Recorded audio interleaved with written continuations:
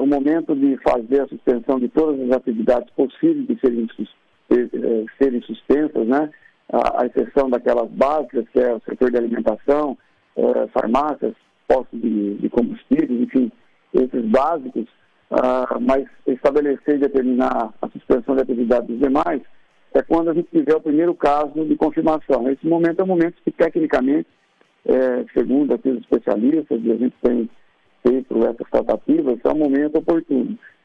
Até porque existe uma falsa impressão das pessoas, né, de quem está no comércio, dos comerciantes e dos comerciários, que vai fechar por 30 dias, daqui 30 dias tudo voltou ao normal e estamos aí, está tudo bem. Absolutamente não é isso que vai acontecer.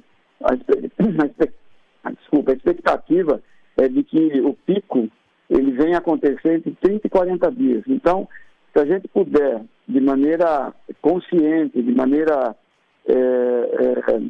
consciente mesmo e com responsabilidade, protelar um pouquinho a determinação do fechamento com um respaldo técnico, a gente diminui a pressão lá na frente. Daqui 30 dias, quem fechou vai querer abrir porque tem que pagar a conta, não faturou, e isso fatalmente vai acontecer, e não vai reabrir em 30 dias. 30 a 40 dias é a expectativa da gente estar no auge aí da transmissão.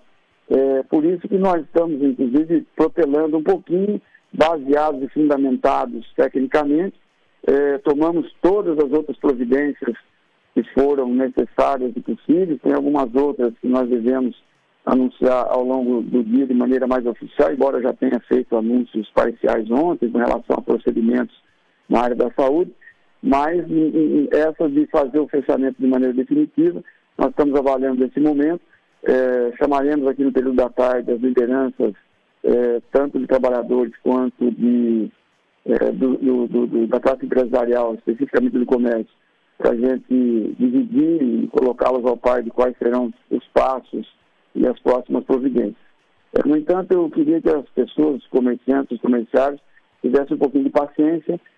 No entorno aqui, algumas cidades já fecharam o comércio, outras ainda não, estão avaliando, provavelmente usando os mesmos critérios que nós estamos usando nesse momento, mas que tenham calma, mantenham a tranquilidade e evitem de fazer a divulgação de notícias sem fundamentação. Isso é o principal nesse momento, porque isso não traz nenhum benefício, muito pelo contrário, nos deixa todos, absolutamente todos, numa situação de entrar em pânico. E pânico é a única coisa que nós não podemos e precisamos nesse momento.